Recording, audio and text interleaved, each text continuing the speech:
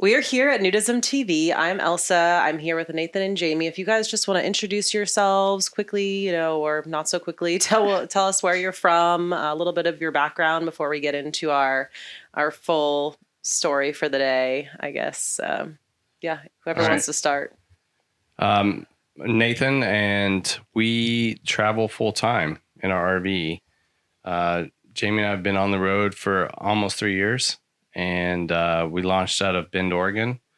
And yeah, it's been an awesome experience on the road.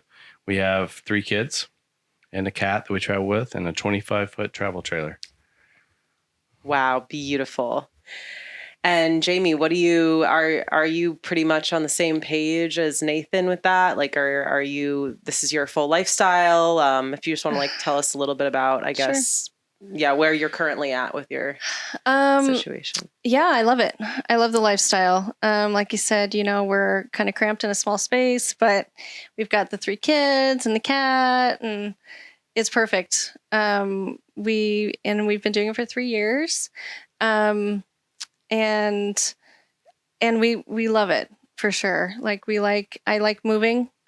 I kind of get bored after about a week of sitting in one spot. So it's nice to be able to move around whenever we want, or if we need to, and to go where we want to go. And if there's like family we need to see, then we can go and stay as long as we need to. And so we're homeschooling. We get that question a lot. Are you homeschooling? We're kind of homeschooling. Yeah, we can go into that.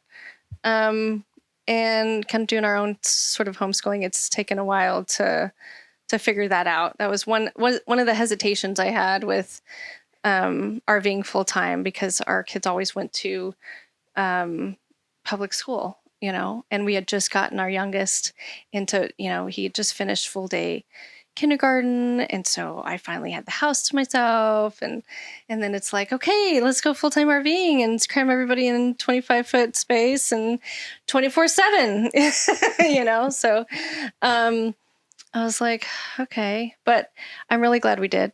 Obviously, the timing was perfect, and we've gotten closer as a family, and I think the kids have benefited from it.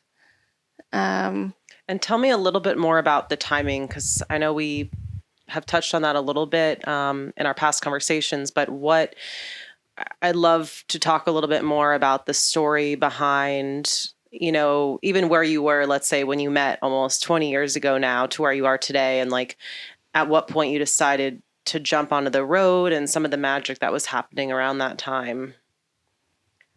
So yeah, it's been the journey. So, I mean, I don't know how far back to go, but we met like 20 years ago. That was kind of an interesting way to meet too, because we were in Wyoming where we met. I was not actually living there. I was there visiting my parents. It was after 9/11, and I got laid off from a job. So I was up there visiting them, trying to find some work. And Jamie was coming from California to go to school, photography school there.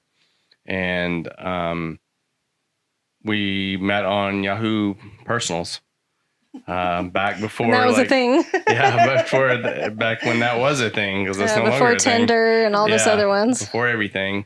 And I guess I was one of 3 guys she reached out to, and I was the only one that responded. 3 guys. And there's not many guys in Wyoming that I were was just looking for a friend too, by the way. Yeah. Not necessarily a boyfriend. I was just looking for a friend, somebody to show me around. I had been online dating before that, so I was comfortable with that sort of platform. But yeah, it wasn't. Neither one of us, when we met, were looking for a relationship. Actually. Yeah. He had just gotten out of one, like a serious one, and I had just kind of gotten out of one, and we were like, no, we're not gonna date. So that lasted about a month. I was going to say there was something else at play there, some sort of magic in the air. Yeah, the story is that he took advantage of me on Valentine's Day.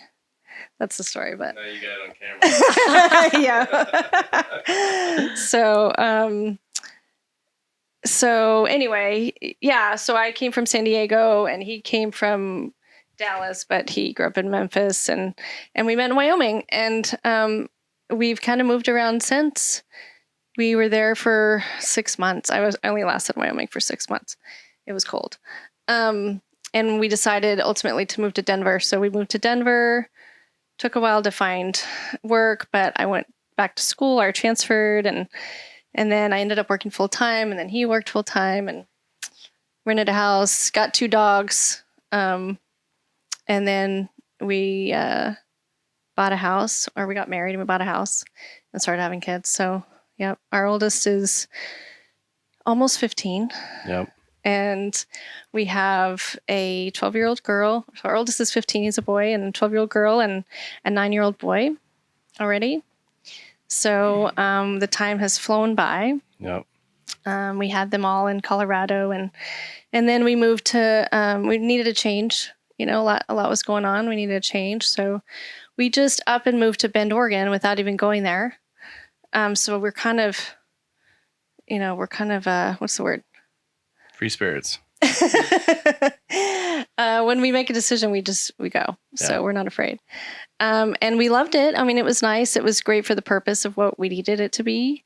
I wanted a new school for the kids, and it was a smaller school, and they made some new friends, and our house was nice. And, we lived the typical suburban lifestyle. And so we had the big house, and we had the nice cars, and our kids, went to the school down, a mile away, and he had a good job.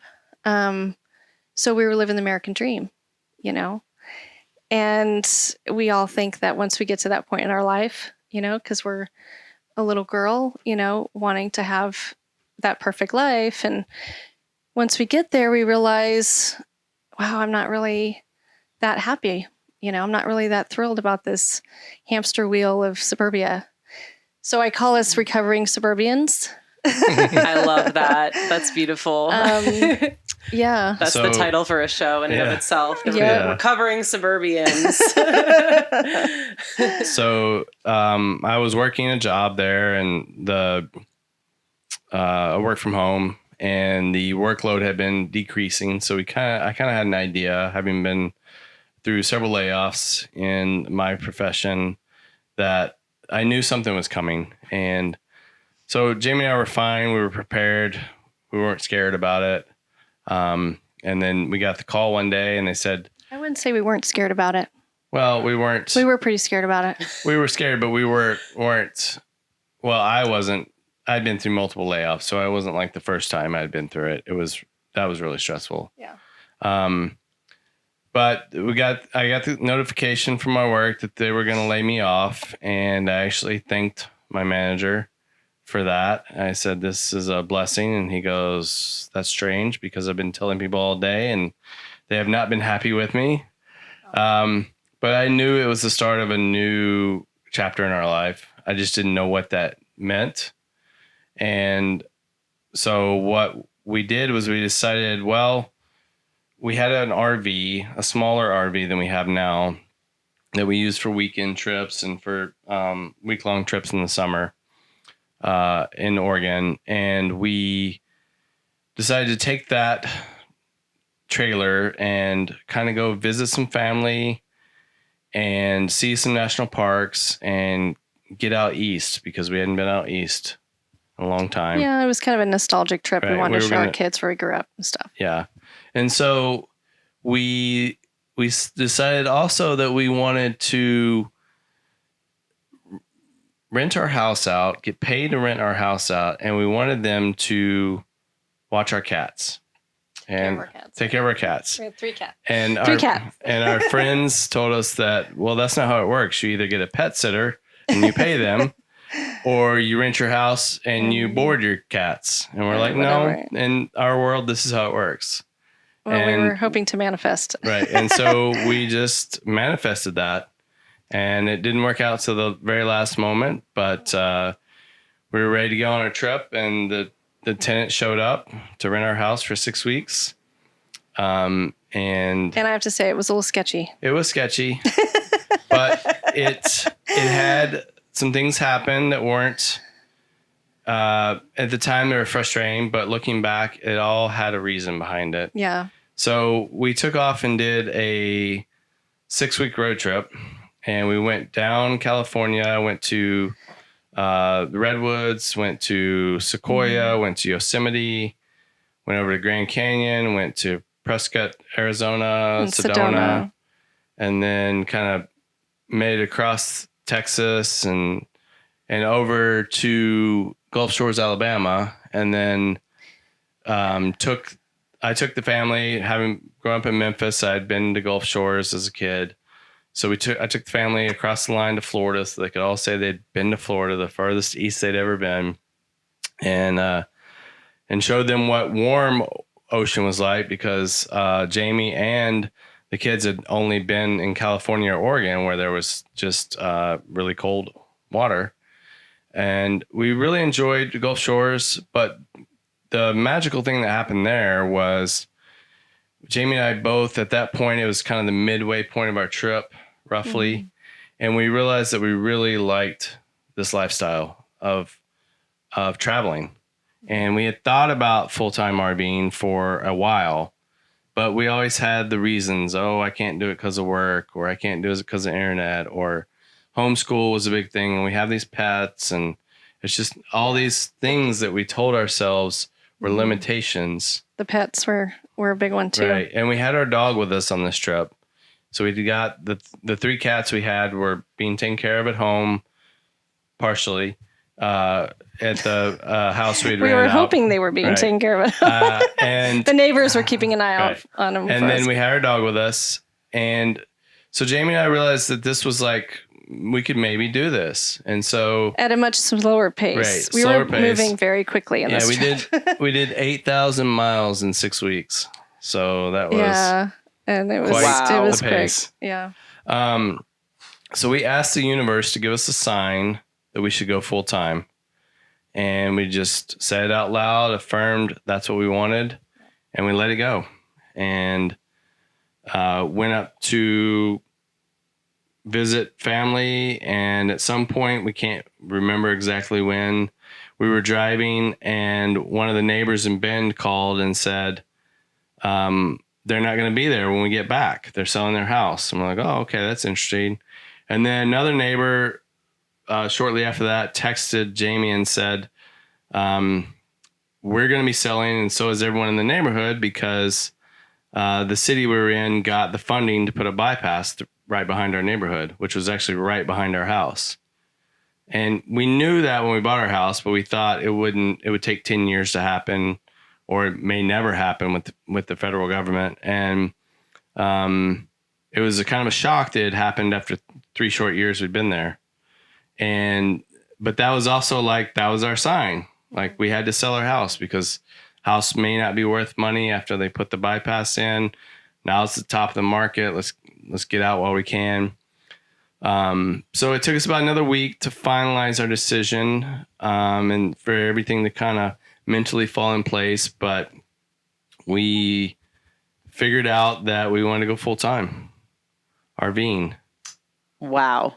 So that was the moment. It was the perfect storm of the house kind of needing to be for sale, you realizing that you loved this. I don't know, what would you call, the word lifestyle encompasses all these different ways of living. So is there like a term that people that use to say, we're the RV people, or like RV lifestyle? Is there like a proper term for that, I guess? Or do people just say we're RVers? Or we call it full-time RVing. Full-time RVing. Okay. Yes. So you had experience basically full-time RVing in this experiment or this trial run where you're moving really fast, and you thought, all right, we love this. The kids all seemed to be, how old were your kids at this time? They were. So it was about 3 years ago. Okay. So I think that Silas was 6, 5.5, 6. 6. Yeah. I think he was 6 because he finished kindergarten. Yeah. And then Ivy was, 9. 9. And then Kyan was 12. So okay, so Did you was it a family meeting where you like, guys, do you like this? Are you open to doing this full time for the rest of your lives, or a short? Like, what was the how did you approach your kids? What was happening was, we were actually in my Sequoia doing the 6-week trip and in an SUV, but they're in the back seat and you think they're not listening, but they are. So Kids are always we're listening. coming up through the mountains of Colorado, like you're talking about it, and we tell them, we stop for lunch and we tell them, hey guys, I think, we're going to have to put the house up for sale and then we're going to do this full time. What do you think? We already know. We've been listening to you guys. We already know that's what we're going to do. I love you. Gotta love kids. So, just all ears all the time. Yeah. So, except when you're wanting them to do something. and Right. so the boys were all for it. They were on board. Our daughter, she was like, well, maybe, but she had 2 best friends in school. And so we did feel pretty bad, taking her away from them, because it's hard to be friends with people long distance. I mean, especially as kids. Yeah. Has she been in touch with those friends since, or is it something like when you're at that age, does that you lose those friendships, or do they write letters still? Well, or? it happens where at first it was like a lot, they would talk on their Yahoo, or not Yahoo, but Messenger and stuff, Facebook Messenger, whatever. And they do every once in a while now. So they're still in touch with each other. They haven't totally lost touch with each other, but their lives change and our lives change and kids change so quick. And I mean, it happens as adults too. We've lost some friends as well doing this lifestyle. We've gained some friends too. So our first year we were like, wow, we've never had this many friends, like in suburbia where we all have these walls up and we're in our houses, it's hard to talk to people. But when you're out in the middle of the desert trying to survive, I mean, it's not a scary survival, but it's like, we need to get water, we need to get propane, we need to get all these things, like you're working together because you're all out there doing it. And so you make friends pretty quick. We had a lot of people teach us things along the way. Well, let's get back to and so finishing up the story. So Before we go anyway, into that. Yeah, I know. There's so many exciting. I'm like, what did you learn? Like, there's so many little tangents we There could go is so off many on. And I'm tangents. like, this is why you Yeah. need to be recording your life more, because So- I want to know everything. So we told them in Colorado, they were on board. We went through Utah and started looking for the RV that we had in mind. We looked at a few. We didn't end up buying one on the way, but we got home. We had to clean up our house a little bit because, like I said, the renter was a little sketchy. There were some things that needed to be fixed, and that was really stressful. But we decided to sell our house instead of rent it out, because a lot of people will rent their houses out, especially if they're not sure. Like, oh, we're going to do it for a year, but we might come back. So we're like, no, we don't want to rent it out because we don't want to deal with renters. Well, because we'd had a not so good And- experience with the renter. So like I was saying earlier, that was, at the time, it was frustrating, but looking back, it was a blessing because it showed us, That's not the we way. don't want to go that way. It was just another sign that we were getting of don't rent. You might run into more problems. And maybe we wouldn't have, who knows? But at the moment, that was our sign to like just sell. Yeah. So we put our house up for sale and it sold in 10 days. So, I mean, it was a Wow. hot market. It was as the market was going up 3 years ago. And then, we just had to commit. It was like, once we sold the first piece of furniture, okay, let's keep going. Like, it was almost like you were on a roller coaster or a slide. Like, once you got on and made a commitment of something, like putting our house up for sale or whatever, but it was just like, okay, let's just keep riding this wave. We got to keep doing it and keep selling stuff. And Wow. How do you even go about, do you just like throw everything on eBay, or what do you do to sell for, I wouldn't even know where to we did start. Facebook Marketplace, Facebook mostly Marketplace, Craigslist, okay. but So we for all did. you out there trying to sell your house and get on the road, Facebook Marketplace works. Yeah. Because I try to sell some things online. It can be hard if Yeah. you don't have the right. Well, and that was part of it too, is we did this all in about 6 to 8 weeks. So a very short period of time. Yeah. So we sold the house, sold everything we owned, except for a small U-Haul trailer full of important items. I'll just list all the things and we can go back and talk about them in detail. But we sold her car. We adopted our dog out because we found out she didn't work on the road, and we can talk more about that. And then we found a home for 2 of our cats, and we have our oldest cat with us. And we sold our trailer and got a new trailer all in about 8 weeks' time. So it was a huge amount of letting go and letting go of, I think that this item here would be worth, X amount of money. And it probably would if we could hold out and sell over a course of like 3 months or something like a normal person would do. But we're not normal people. So we we had to just let things go. And even we had Facebook Marketplace, and then we had yard sales. Yard sales 3 or 4 times. And even that we did unconventionally. The yard sale we did donation based. So we just let people come in, pick what they wanted. Some people ask you every question. We're donation based. You just do what you want. We told them a story about we're going full time. And we had some people who would make a huge pile and give us a quarter for all of it. We're kind of like, wow, okay. But then, another person would pick up an item that clearly was worth 50 cents and they'd give you a $20 bill for it. Yeah. So it made up. People were weirded out by it, though. They're like, what do you mean? Donation based. Yeah. But I didn't want to, price everything. Like, there's so much stuff. Now, the big things, we would, but the little things. And what's funny is just like putting all this stuff in the garage, like taking all this stuff off the walls. You think it's so important. You put it on the wall. It's so important. But once you take it off the wall and you just pile it up in your garage, it's just stuff.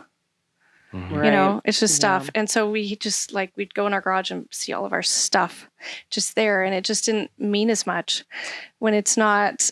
Right. Was this, so I'm just going to segue a little bit because I know we've talked about kind of this concept of spirituality with you guys. Do you think this was in some ways the beginning of your spiritual journey and awakening in some ways? Because I always feel like that's part of the transition from being in this ego materialistic mindset to then really getting onto this mental plane of coexistence and mindfulness and spirituality. And I feel like stuff is so intertwined in that conversation. I can imagine that your spirits or your souls were going through a huge catharsis at this time with letting go. I have a lot of stuff. I'm an artist. I pile a lot up. And even just when I let go of one painting, I'm like, oh, I feel so much lighter. I can't imagine letting go of everything I have, what that must do to your spirit, your soul, your body, your mind. What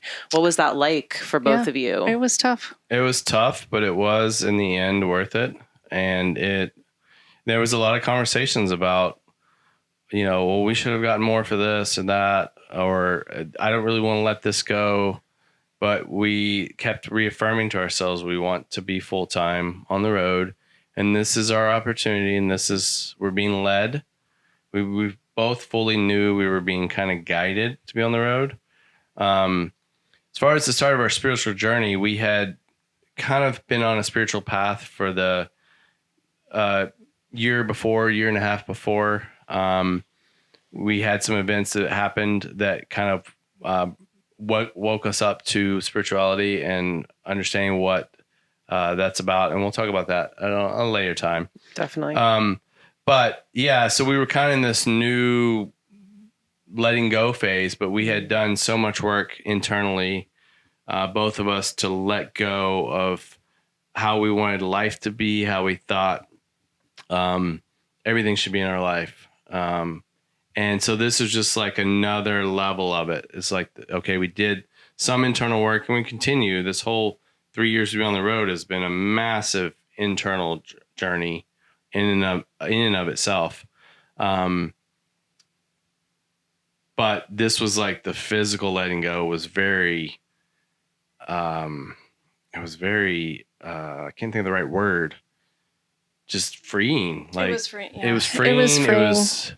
Sure. It was ultimately, one of the things we did is after we had all of our yard sales at the end, we took my truck full of stuff left over we still hadn't gotten rid of, and my truck and her car, her Sequoia, full of items to the thrift stores.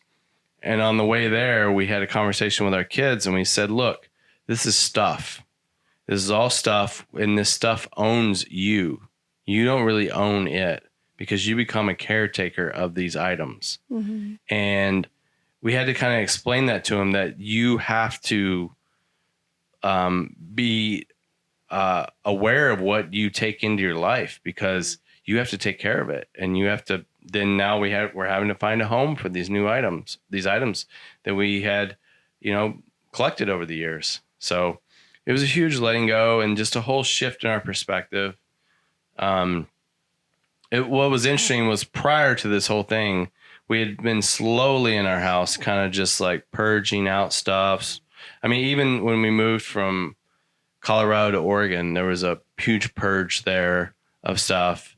Even though we still had a very large, we still had a large U-Haul amount trailer. of stuff. But it kept getting smaller. Prior to us doing this journey, we just felt an internal calling of, we were downsizing slowly. She was going through the kids' rooms, getting rid of stuff.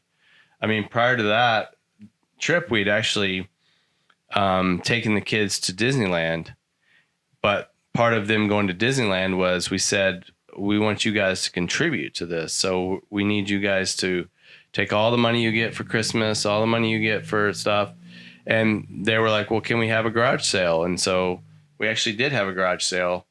Yeah. Prior to all this. So we had a kind of a big purge, and that was in probably like March of the year. I don't know. Before. It must have been the spring, right. But they March, had, April, so they lined up all their toys outside to sell. Yeah. Not all of them, but a lot of them.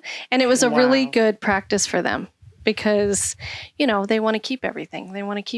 Right. And actually our boys are more about keeping things than our girl, which is interesting.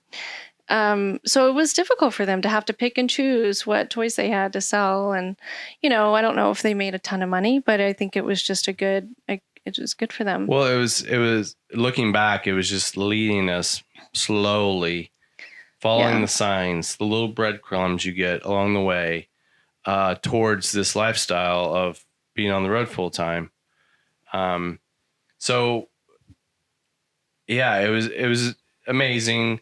It was exhausting, not just physically, but spiritually and mentally. It's like, there's a letting go, but there is, it was just tiring to kind of just like let all this stuff out of your life. A lot of energy moving through. It's like, oh my gosh, all these memories. It's like, at the one time, it is freeing, it is cathartic, but it's also like, that is this like energy moving through you in some way. And like, you got to feel that's got to come up in different parts of your body and mind. And like, wow. It's impressive. I think every piece of furniture we collect, or even every piece of artwork we make, or whatever it has, it saves that piece of time in history. So, you have a memory, or you have an energy that gets trapped in it.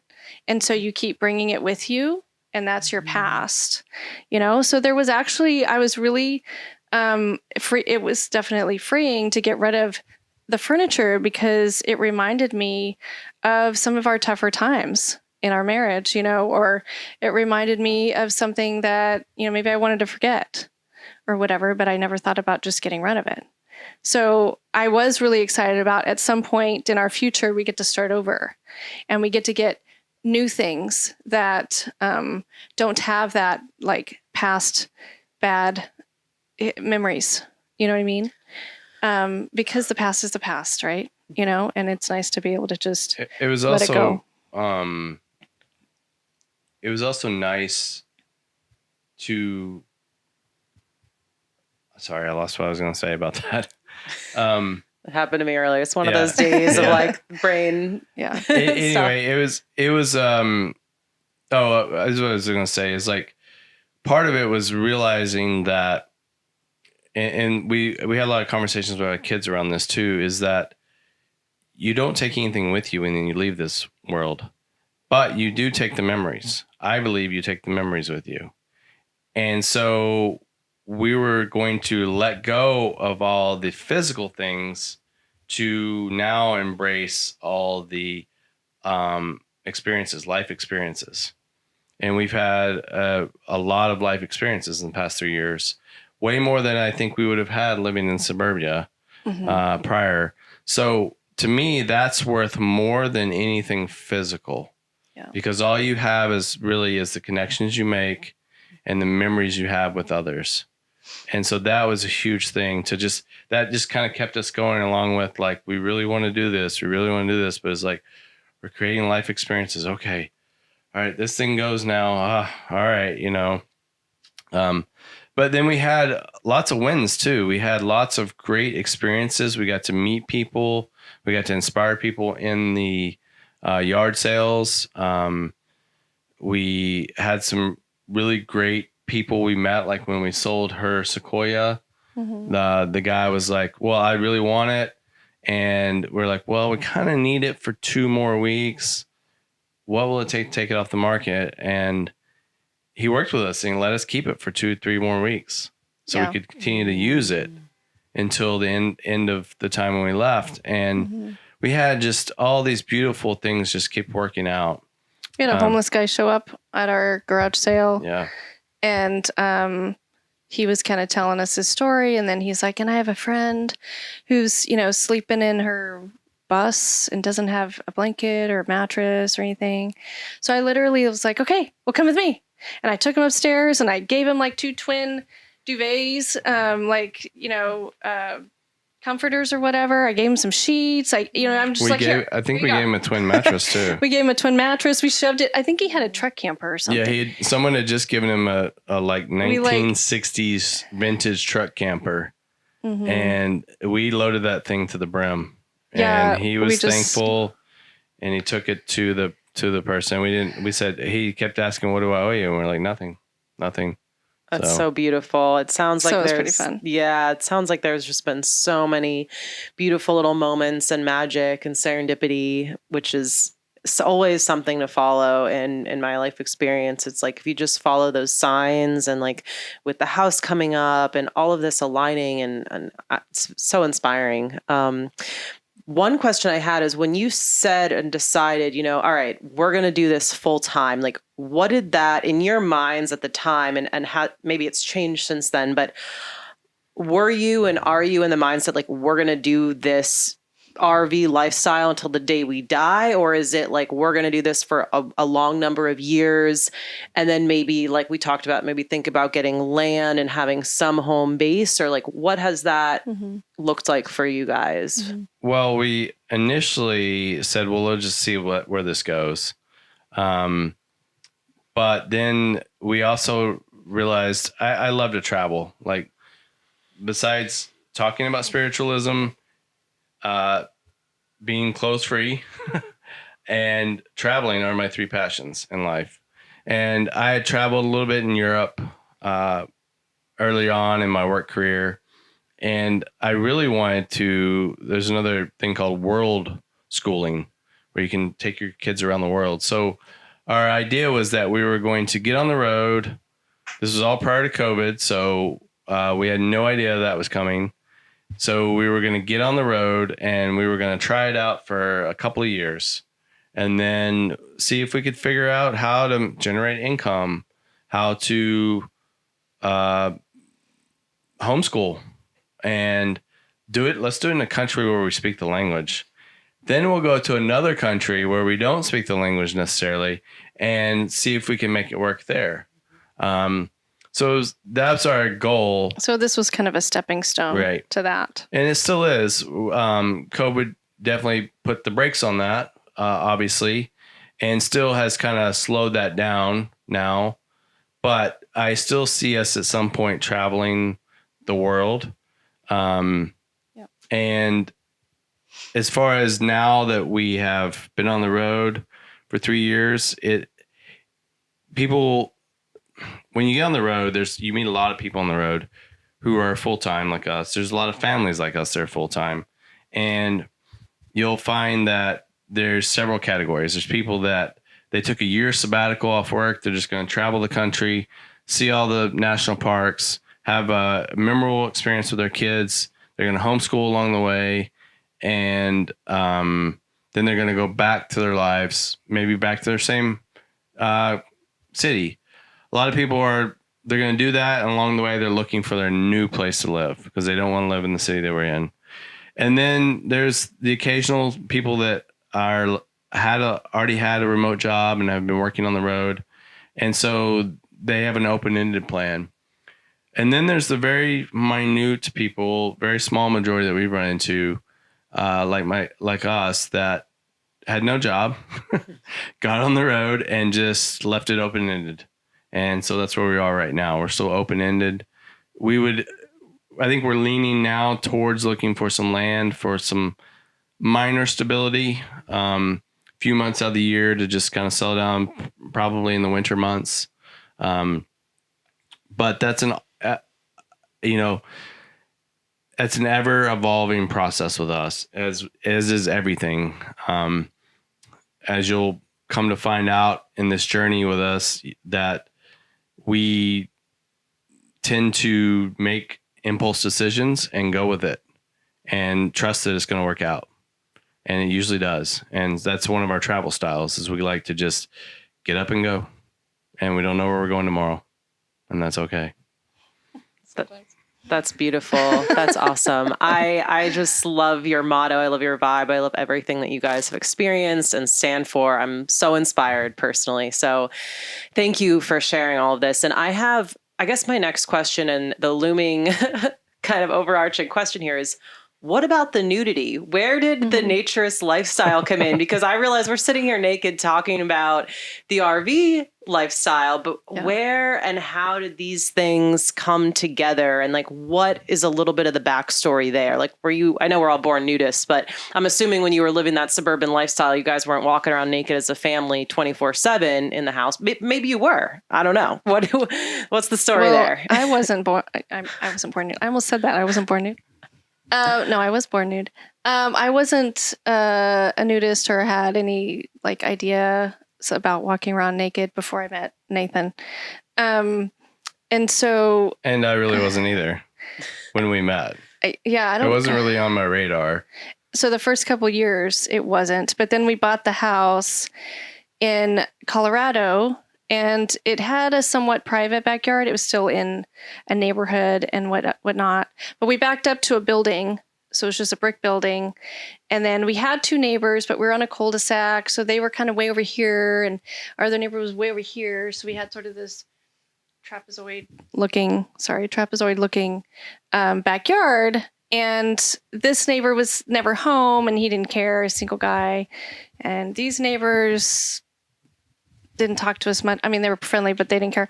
So we had some privacy. We got a hot tub, and you just liked being nude I realized in the house. I worked from home at that time. And I realized that while I'm at home and I'm never on, this is before Zoom. Zoom wasn't even a thing back then. Didn't have any video calls. It was all phone calls. And I was like, well, I can just be nude. The kids are at school. I can be nude. Well, the kids were young. Well, the kids were young, but some of them were at school, but I could just be nude. And then we had the hot tub. So that was kind of we all got used to being there. I realized I could mow the backyard nude. Or almost nude, one of the two, Right. And so it became we enjoyed it. And then... Well, he enjoyed it at first. Right. When we were in Colorado, I started researching nudist resorts. And so we went to one in Denver, Mountain Air Ranch, and tried it out. And we went and we tent camped the first time. Right. So when we first went there, our youngest was 2. So that was, he's 9. So, So we tent camped, and we liked it. We were welcome there. The older kids liked the pool. It had a huge slide that went into it. It was kind of intimidating. But we were able to walk around, hike around naked, which was wow, I can walk in my backyard naked. But now being out in nature I really think that was probably, if you really want to look back, that was the seed that started the spiritual journey, because the more I was able to be nude in nature, it felt like I was connecting and getting that connection back to Mother Earth. And that really opened up. Over time, it was a slow process because even 7 years, there was several years of other things that happened during that period of time. But that's kind of what brought us into it. We wound up going back to Mountain Air one more time before we left Colorado. And then we moved to Oregon and realized Oregon actually is one of the few states that has no laws prohibiting nudity in public. Especially is widely accepted there on national forest lands. So I was like, wow, this is awesome. And our house there didn't have Any privacy at all. We had a hot tub, so we could go out at night and go out there nude. But we didn't really have a lot of privacy. But there was a great nudist resort 3 hours away, 2.5 hours away. And so we would go there and the kids loved that because actually our youngest learned how to swim there because we would go there and the main attraction at nudist resort is the pool. So most of the time we spent in the pool over a 3 or 4 day weekend, and it's heated. So it was warm. And so the kids would be in there and he basically learned through Jamie and I helping him, but really because his older brother and sister knew how to swim. And so then on our 6-week road trip, we hit 2 or 3. We hit 2 or 3. 2 or 3 nudist resorts along the way when we could. 2. And that really helped us out because we quickly figured out that nudist resorts during the middle of the week always have availability. So you don't have to make a reservation ahead of time. Yeah, we went through that 6-week trip with not a lot of reservations. Yeah. Like I would just call on the way, hey, do you have availability? Yeah, and it was really crazy. So, and that just led more and more to, I really enjoyed being nude in nature. We went to a couple hot springs, I think, in Oregon. I don't remember exactly, but, and then I really think it was, you tell your side of it. The nudist resort in Oregon that, the kids, we went there several years in a row, a couple times during the summer. And that's really what helped the kids get used to it because they have to be nude in the pool. So in all nudist resorts, some of them are clothing optional. Some of them are like encourage you to be nude most of the time, but it's the common areas like the pool, especially the pool. You can't wear a swimsuit or anything, like that's not allowed. So if the kids want to swim, they had to take their clothes off. Because they were a little bit intimidated being nude, in front of strangers and outside and like, it's kind of weird. And so, but they got used to it really fast. It was definitely the incentive to get in the pool. And we found that, give them a little bit of time. And once they're hot enough, they're going to, be nude and be okay with it. And we've never really had any issues. We always give them the option to be clothed, and other than the pool if there's a strict requirement. But anywhere we are, even if we go to a clothing optional beach, Jamie and I usually get nude, but they will usually start off naked. But sometimes by the end of our day there, they'll be naked as well. They'll start off clothed and then yes. Well, usually they start off clothed and then a lot of times they'll take their clothes off eventually. So as far as for their journey, we've just always let them feel comfortable. And we've noticed that if we stay at a place for 3 or 4 days, by the 3rd or 4th day, they're pretty much just nude all day with their sarongs to cover up with. So they all have sarongs, yeah. And then if we're out hiking somewhere, they're not generally going to get naked. I will. Jamie might get topless. It depends. Yeah. It depends. But why don't you tell your side of how you like your experience with nudism? Yeah. So, at first I was pretty self-conscious about it. But that first nudist resort in Colorado was eye-opening for me. It was like, oh, I guess I can do this. And I guess it is okay. And, you always sort of had that, I had kind of like that pinch myself moment where like this guy's talking to me and he's, naked. And I guess I don't need to be weirded out by it. Like it's okay. So I had to kind of change the programming in my head to get used to it. And it wasn't just that, but it was like body image, it's all about body image and accepting your body. And I had to accept my body because otherwise I'm not going to want to be nude. And after having 3 kids, my body's different, So I have areas that I'm self-conscious with. But I have also found that all nudist resorts have a variety of sizes, a variety of shapes and sizes, young and old people, and they're all out there and they're all being brave and confident in their bodies, no matter what it looks like. And they're definitely, most of them are not models, they're not super skinny. They have their own body stuff going on. We all have our own body stuff. And I just found that it was really enlightening, and it really helped me to feel more comfortable in my own body. And so that's what I observed, was just laying there and just realizing that I am beautiful no matter what. And it's all about perspective, and that's huge, especially after having kids. And I have several scars on my body too that I normally don't have an issue with, but it's like, well, being nude, you can see them and stuff. But then I see other people, I'm like, oh, well, that guy's got a huge scar right there. And, or he doesn't have an arm, or he doesn't, or she's, she's got one boob because she had breast surgery, she had cancer, or, all these things, all these different things about different bodies. And I realized every body has a story, so it's huge. And I'm glad that my kids are seeing that. I'm glad my daughter is seeing that. And it also has made me think about what I say to her.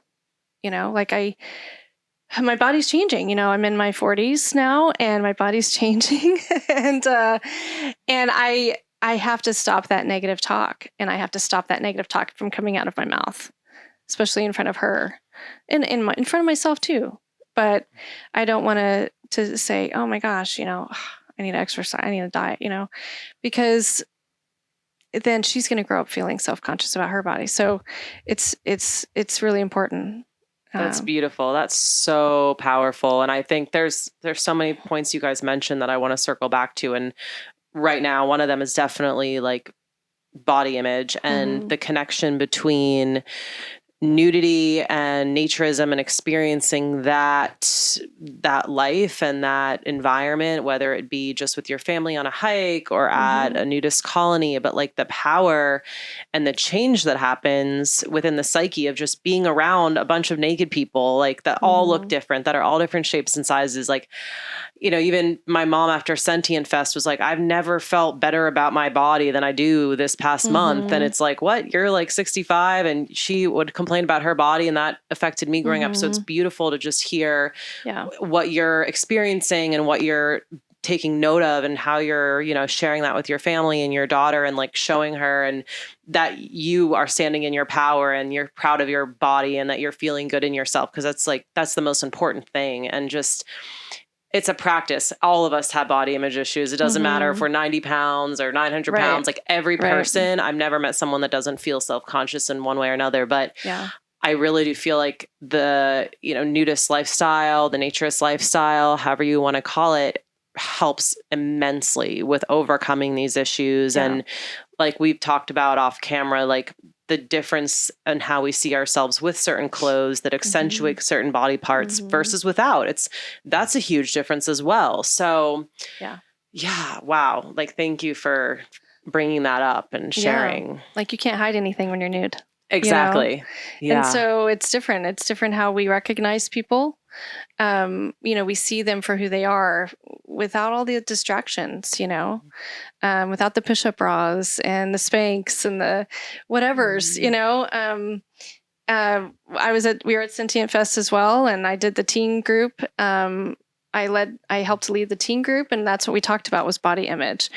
And, there was a question in there, like, where do you guys feel safe to express yourself? And they said here at the nudist resort, they feel safe to express themselves at the resort because everybody else is doing that too. Everybody else wants to express themselves in their natural state, and nobody's making fun of anyone. Nobody is doing that. And so it was amazing to experience that with them. I didn't realize it was going to be such a deep program we were doing, but I was glad we did it. So yeah, that's incredible. I just think about the need for this, and that could be another incredible thing to talk about, just like with the GoPro and in general, like the teen experience. And I know in my life being a teenager, like that was my most uncomfortable time, and preteen and like body image. And so it's like, I feel like there's such a need to hold space for the youth like you are. And like that's just incredible work that you're doing at, whether it's just a Sentient Fest or whether maybe you start to do that a little bit more on the road at other resorts and festivals. I think there's a huge need for that. So that's really exciting. Yeah. But we have also found that, groups of teens do feel a little more self-conscious with each other at nudist resorts. And a lot of times they will be clothed or partially clothed. And what surprised us about our own kids there was after a couple of days, I mean, they were having so much fun at the nudism TV tent. They all of a sudden were running by us naked, and we're like, "Oh my gosh!" They took their clothes off, like they felt so comfortable to do so. Is what I mean. And we weren't forcing them to do it, and they weren't forced to do it, right? Because it's a clothing optional area. And but the fact, and especially with our 14-year-old, while he was going through puberty, he was self-conscious about his body and would only get nude in the pool. That's it. And, that's fine. But I was happy to see that he kind of got through that stage, and that now he's a little more confident. And one other quick example was when our daughter is 12 and the teen group, she was a little young for the teen group, but we allowed 12 to 16 or 17 or whatever. She's usually really intimidated by teens, like in a normal setting. When we go to rallies and events for full-time families, she's like, oh, they're teens. I can't talk to them. I need a 12-year-old. And so we're there, and, she had been there for a couple of days, so she got to warm up a little bit, and she got to run around, with her brothers. And then she met the other teens when it started. And she was sitting in the group. Everybody was clothed because that's what they do, and that's okay. She was not. She had her sarong around her waist, and she was topless and just acted normal. She didn't feel self-conscious. She didn't talk about it to me. She didn't say anything. She was just doing her normal thing. And I was like, oh, okay then. Great. That's awesome. And nobody was making fun of her. And that was awesome too. That's incredible. Because it's, most of those kids were growing up there. They had grown up there, so they were used to that. And it was just a really great place for her to feel safe. Yeah, I mean, I feel like I'm getting chills because I know that you guys are great parents, but just hearing some of these anecdotes and these little minute moments from the festival that I kind of picked up on, but now that we're really talking about it, I'm like, wow, I don't even think you guys realize like how powerful your children are and how powerful they're going to be and become from this experience. Like, it already sounds like your daughter is like an opinion leader in her own right, and like a leader in her community and in her age group. Yeah, like she likes being involved. She's really making changes, and however subtle they might be and seem, it's like other kids are going to be changed by her and just being around that. And and even your oldest son, like I saw him walking through Sentient Fest one day, and I was like, he is carrying himself like this confident, like 20-something year, you know what I'm saying? Like the amount of just like his aura and his gravitas, it was just like, wow, like who raised this person? We were surprised too. Like, how old is he? Because he's like really in his body though. And like, and it just feels like as a fellow nudist, it's like inspiring. I'm like, wow, okay, I think I'm excited to have kids now.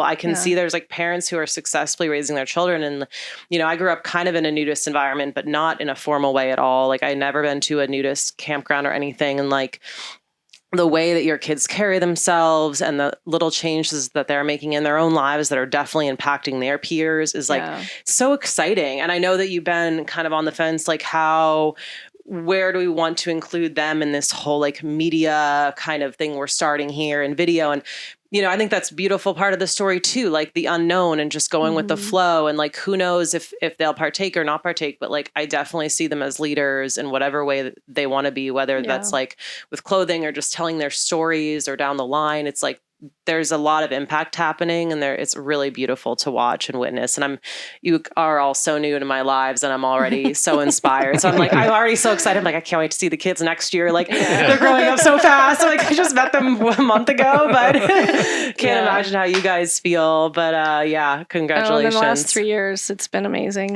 They've grown so quick. Growth spurt for sure. Totally. But so it's pretty cool to see. So cool. Because, so cool. As a parent, you just don't know. Like, is he going to get over that phase? Are they going to be able to do that? Or is that going to affect them their lives? And seeing them just blossom, they don't even know. They don't even know how great it is.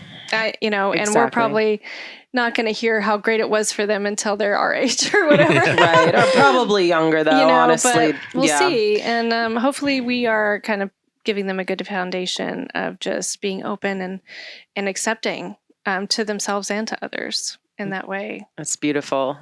I'm just so excited to continue to see the change and the growth that happens with them and with you guys. And I also wanted to mention, you had brought up kind of your epiphany about nudity and specifically being nude in nature, which is a big thing for me as well. And like the impact that has in the experience around being naked and kind of like bringing that spiritual dimension into it. And I don't know, it's like, I feel like speaking to people who haven't experienced being naked in group setting or like who are interested, or, it's cool to hear that you guys haven't been nudists since you were 10 or 20 even, and that it's been a newer thing for you guys, but you're so comfortable now in this way. But I think speaking to people who maybe have a little glimmer of like, oh, I want to try this out. Like, I feel like just from hearing you guys talk, I think that the two places that would be a great starting point for like new naturists or new nudists would be get naked in nature, if possible, somewhere, and or at a nudist colony or facility where there's a bunch of different bodies and there's a bunch of like, there's non-judgment. Does that kind of ring true or? Yeah, definitely. Yeah, it's going to be different for everyone in their level of comfort. And every nudist location, resort, club, whatever you want to call them, colony, they all have different rules. So I advise people that are looking to start it out, obviously go to the one that's closest to you if possible, but look for clothing optional. There's some that are nude mandatory. And then you can work your way up to nude mandatory if you want. And the nude mandatory has a reason for that. They're just trying to make sure that everyone's nude, so that everyone feels comfortable. They don't want the one clothed guy making everyone feel weird. But it really doesn't feel that way. Anyway, after a while, you get used to it. So look for a clothing optional and just ease yourself in. I recommend going to a club first prior to going to like a beach, because at a beach anybody can be there, and you're going to have some people that are going to be sexual in a way that may not be okay with you. We haven't really experienced that, but we've heard stories. So it does happen. But if you do go to a beach, I also recommend go by the lifeguard. There's always a lifeguard at the nudist beaches that we've been to. Go right by them, get in front of everyone, just get right up by the water and take your clothes off and take your time. If it takes you 20 minutes, if it takes you the entire day and all you get is your top off, that's fine. But just get out there. I think it won't take long. It really I think the first time we went to a nudist resort, I was naked 5 minutes after we did the walkthrough orientation. And He's a little more braver than I was. right. It took me a little bit longer. And then, of course, my daughter was watching me too. You know, she was like, well, mom's not naked yet, so I'm not going to be naked yet. Right. So I had to kind of be brave for her and show her and be confident, you know. But another piece of advice is like, I like nudist resorts the most because I feel safe there, because it's private, you know, it's designated for this. There's people there that are expecting, you know, you to be naked if you want to be. There's support. And most of them are pretty aware of people that might come in that may not be there for, you know, wholesome reasons, and also choose a family friendly one at first. You know, there's two different ones. There's the lifestyle, which is only for adults. So obviously, if you have kids, you go to the family friendly one. But even if you don't have kids, go to the family friendly one, because it's just you, and you just want to try out being nude, then that's the best place to do it. Are there what do you mean by like the lifestyle? Because again, this term gets thrown around. Are there like adult only resorts that are more, I guess, like sexualized? Or I don't know. I'm still newer to the resort community life, and I'm trying to understand like, what. So the family friendly ones are like no funny business. Mm-hmm. You know, even between us, you know, we don't want to be making out. Mm-hmm. We're just, you know, maybe I can put some sunscreen on him or something, or give him a hug or whatever, but nothing sexual.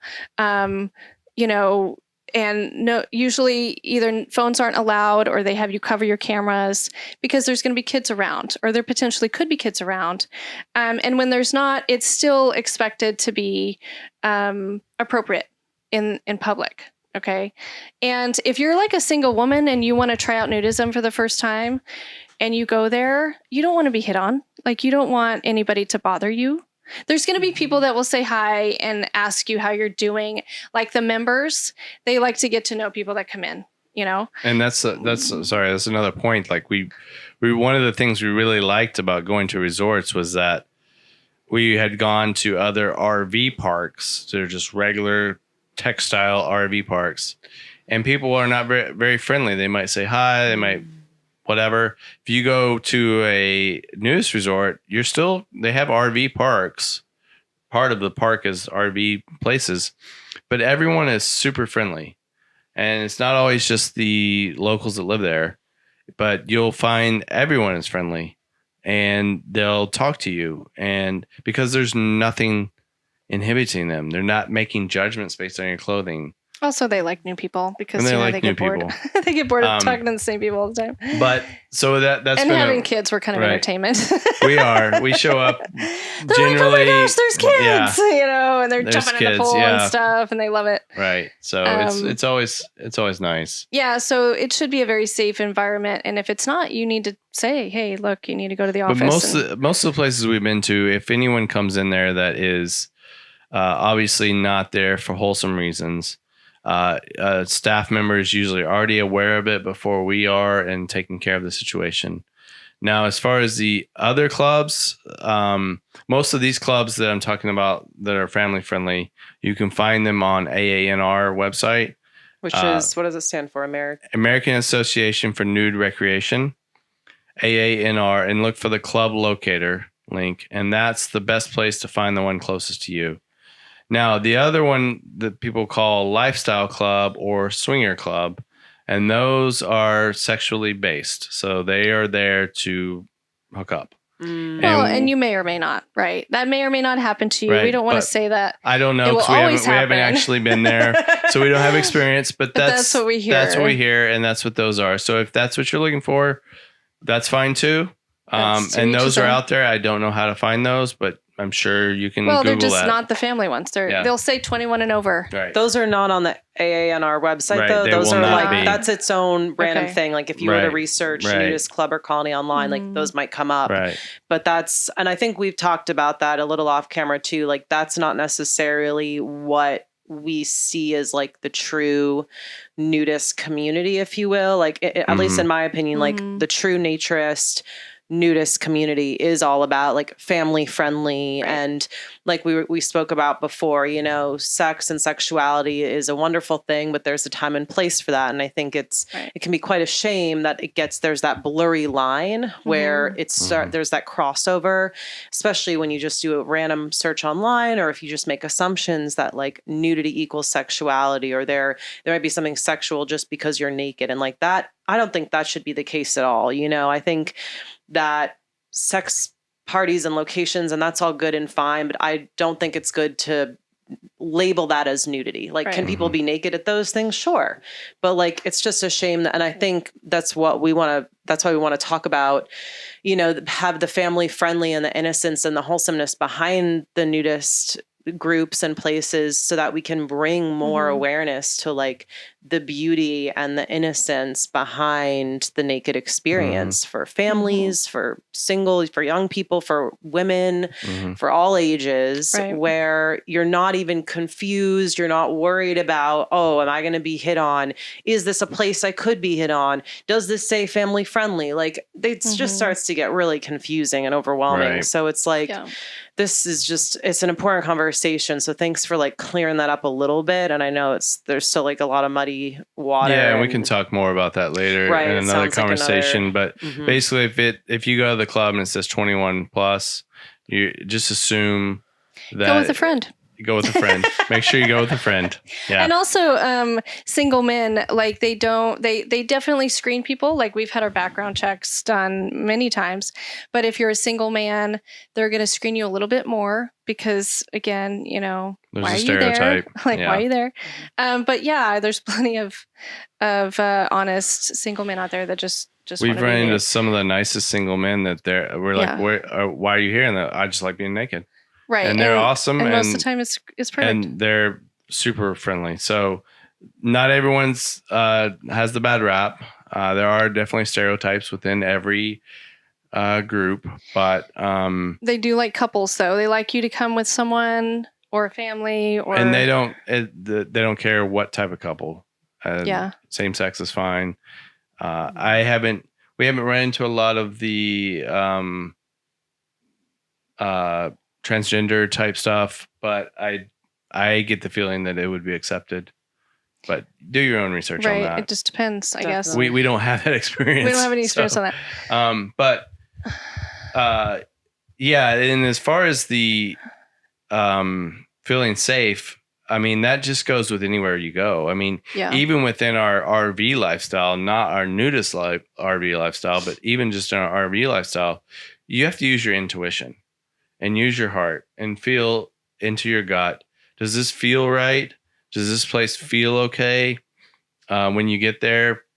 And the same thing, like when we show up to a spot, we do go to a lot of campgrounds, especially out east. You pretty much have to. But in the West, we're boondocking, which also presents more opportunities. Boondocking is dry camping, for those that don't know. But dry camping in certain locations presents opportunities to be naked. And what is dry camping? Yeah, I was going to say. Boondocking. Dry camping is just without hookups. Without hookups. That's so you don't have electricity, you don't have water there on site. Yeah. And you don't have a dump station on site. So you're so if you're in an RV, you're self-contained. You should be self-contained. You should have all three items that you need. And a generator, a way to generate electricity.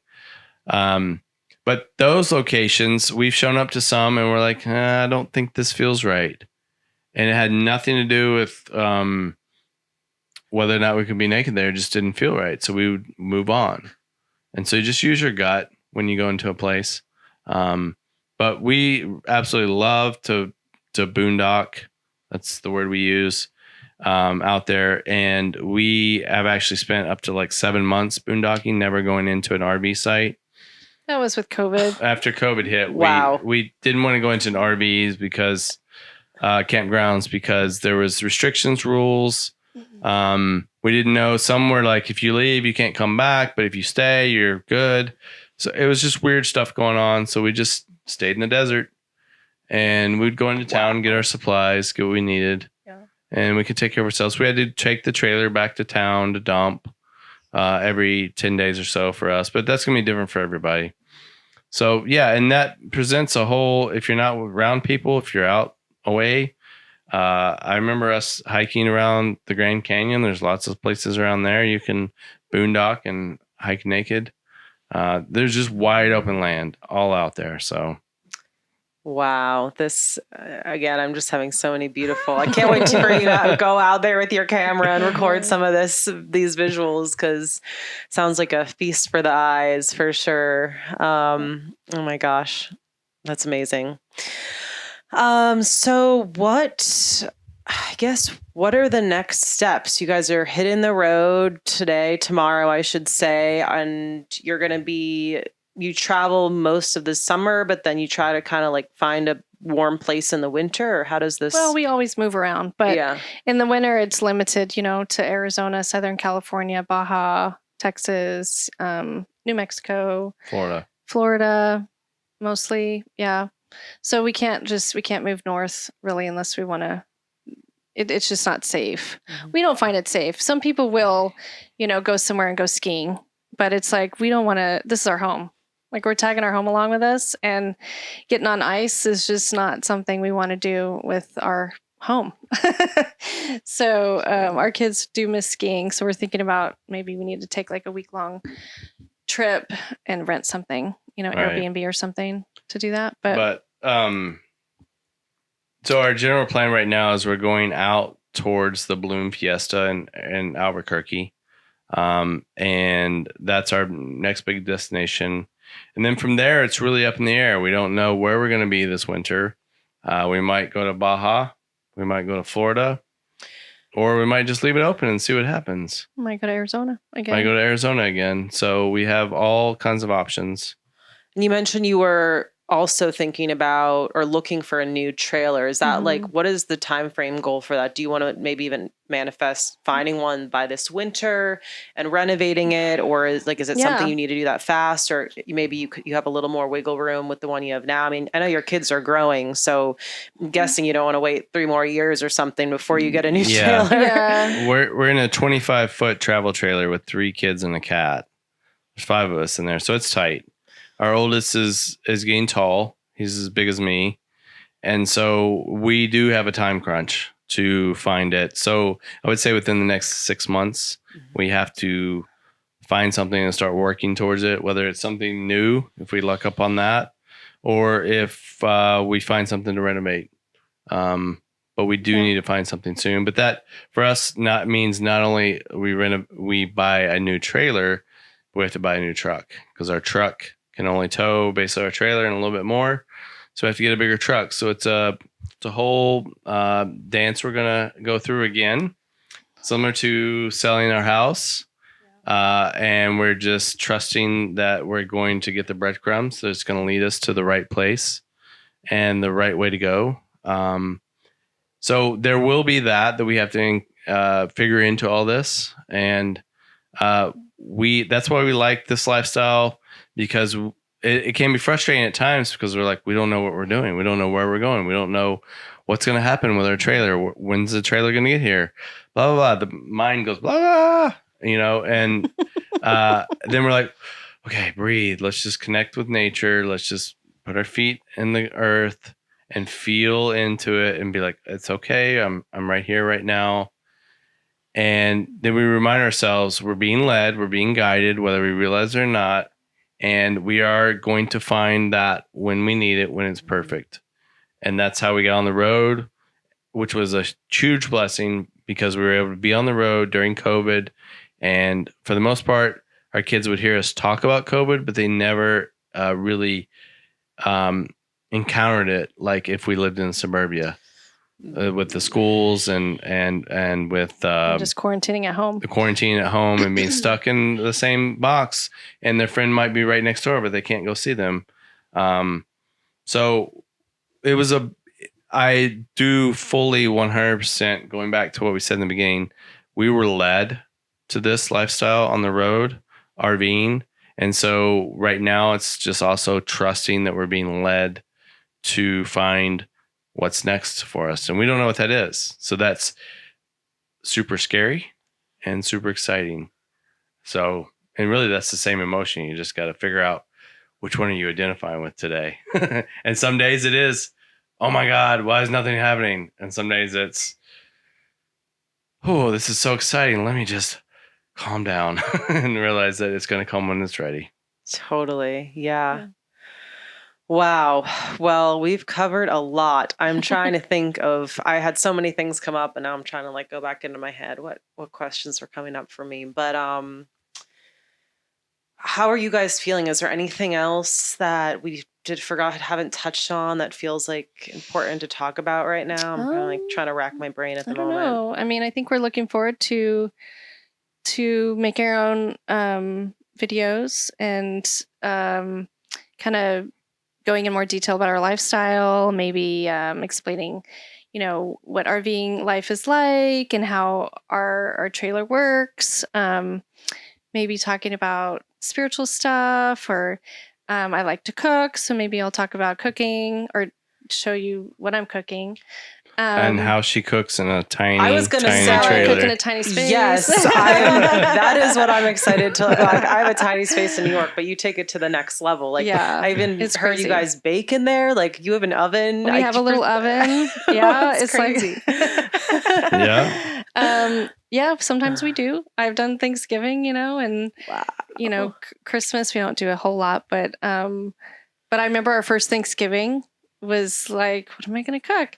I think I did a pork tenderloin. Well, we did that on the grill probably. But we did mashed potatoes and gravy, and we had, probably Brussels sprouts and all the sides and the cranberry and the olives and the bread and the, all those things. And so I had to start putting stuff on the bed because I was running out of counter space, Wow. or you just have to kind of. That'll be fun content to watch Thanksgiving 2022. I'm like, looking forward to that episode. And that's one of the things that brings up something for me is like one of the beautiful things we love about RVing is that we're in such a small space that we cannot stay inside.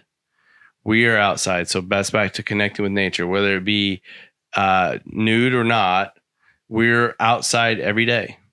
I can count maybe 4 or 5 days in 3 years where we were inside 95% of the day, other than to go out and check on a few things, maybe run a generator or something.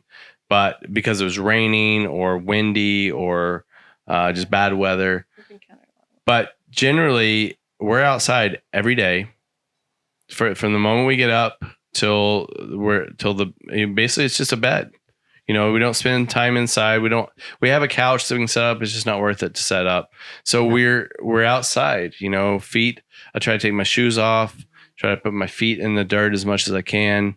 And then we do a lot of hiking. Obviously that comes with it because we're at these awesome, beautiful spots in nature. But it's more just, okay, we're outside. So we're not glued in front of the TV. We're not in that. That's huge. You even have place. a TV in the trailer? Well, we do, but it just broke. We do, but it broke. Perfect. So. Probably for the better. And then we're taking that much. as a sign that maybe, we should stop watching TV as much, which we weren't. Don't. Was like a movie once every 2 or 3 weeks. We just do movies on right? TV. But maybe it's also a sign that we're outgrowing the trailer. So the trailer's just saying, okay. Our TV's trailer breaking. is slowly starting to break on us. It's going, I'm tired. But 3 years in a trailer, they're not meant for everyday use for the most part. So it's to be expected. There's nothing major. We've been fixing it along the way. But the main thing is that we're outgrowing it.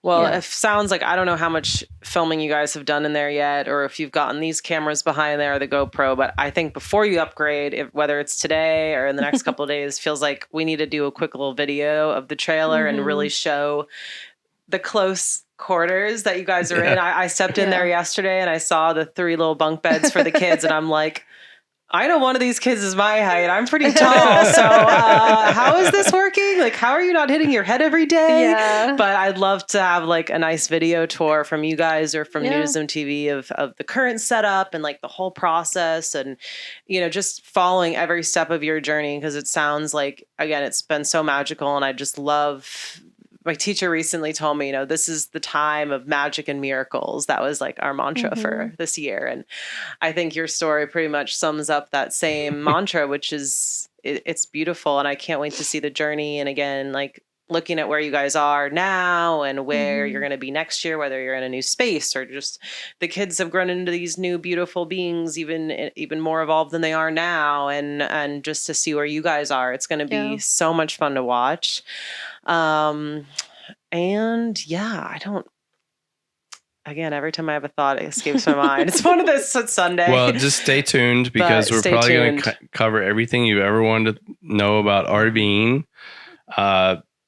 There's also like just where can we be naked? Where can we not be naked? Where can we feel safe? Not be ridiculed by others. And then what can we do to just connect with Mother Earth, and be in nature? That was another thing I wanted to bring up when you were saying the feet on the ground. Like I've done this deep dive in the past couple of years into grounding and like the power of having your bare feet on the earth and then taking it to the next step, the power of your whole naked body being on the earth, like laying naked on the grass or in the dirt or on the sand. And like, there's actually so much science now that is backing that information and that narrative. And I think the book is called Earthing, and there's like a movie that goes with it. Have you guys seen the documentary? No, it sounds familiar. You got to watch it. I think it's the documentary that goes with the book. It follows, I think Clint Ober might be his name, and his journey into creating like earthing technology that you plug into the wall and have these grounding mats. But he goes into the science behind like putting your feet on the earth, putting your naked body on the earth for at least 20 minutes a day and what happens and the effects from that. And the documentary follows all of these, these babies all the way to these adults who are literally overcoming and curing diseases that they've had for days or for lifelong diseases sometimes, just by connecting to the earth. And it's like, it almost made me cry. This one mom was trying to help her little child overcome something, and the child got better, and the mom was outside naked and barefoot with the kid for this experiment. And she ended up like dropping 40 pounds just from being like, didn't change anything else in her life except for she wasn't touching the earth before. She was wearing running sneakers in her backyard, which is like most people do. You don't think about it. You get home from a run or whatever, and you're wearing your shoes, plastic covering, but just the importance of taking your shoes off. And like, it's one thing to be in nature. This guy who started the whole project was in Boulder in this beautiful home. You think, oh, middle Colorado, this guy's healthy. No, because he never touched with his skin to the earth. And that's like, it's this huge epiphany I had watching this documentary and reading the literature on it. It's like, oh my God, there's science backing my love for being naked in nature. Like, this is a huge movement. Like, this is a huge realization. And I think people like you, the work I'm doing, it's all very much tied into like the importance of this. And I just feel this moral imperative to like spread the word and share the message. I feel like I'm like a preacher, like talking about God right now, but it's like, God is love. God is the earth. God is nature. So it's like, it's really, I feel excited that we all share that same mentality and belief. Yeah, it's been awesome to do that. And you're right. I mean, I had someone explain to me that the first Bible was nature. Really, I mean, because it's out there. Everything in nature, if you look at it, it tells you how to live your life. And we have become kind of protected from nature in essence. And I mean, I have sandals that are grounding that I like to wear as well when I'm out as much as I can. So it's really been healing on many levels, just to be outside in nature. And it's helped our relationship, which we will go into that dynamic too, and later as you watch us. But there's been a huge healing in our relationship that really has come about from a healing within each of us individually. But I think it's because one, we're in a small space, very small space, so you can't run from each other. You have to get over things quickly. You have to work through them, which is not fun because usually you can distract through TV or alcohol or other substances. Everyone has their thing, whether it be social media. And so we have to kind of confront that. But then there's also just the being in nature is so calming, and we're not going to sugarcoat it. We're not always sitting in nature. Sometimes we're staring at another RV that's in a concrete jungle. Mhm. So it's not always that great, but when we can, we are out there, and we truly feel blessed to be on the road, able to do this journey and learn about ourselves. And really, it's really about connecting with our heart. And that's what the biggest thing for me has been, is this journey has reinforced for us to trust our heart, because I would have 5-10 years ago, there's no way you would have told me you're going to be okay with being laid off and you're going to go on the road for 3 years without a job. And enter the nudist community on the next level right, with cameras. Right. There's no way that would have been in my, even 5 years ago, when we were nude, I'd be like, no, I'm not going to be on camera nude. But just trusting my heart and following that. And really, I think Jamie will resonate with me on this, but it's been really connecting with our heart and following that instead of following what our mind tells us, our egoic mind, and the programming through society tells us. And so it's been, and that brings up a whole nother thing, but I'll end it quickly. Like our whole journey, the first 6 months of it, and we'll go back and talk about that as we're on camera, was really a unwinding from society in general, just an unwinding from everything. Like, how do we school our kids, how we do medicine, how we learn ourselves, like not just through our kids, and then how we do life, like how we life and how we fight and how we love and how we respect one another and respect each other as humans. So definitely, yeah, there was a lot of learning in our relationship happening over the last 3 years. That,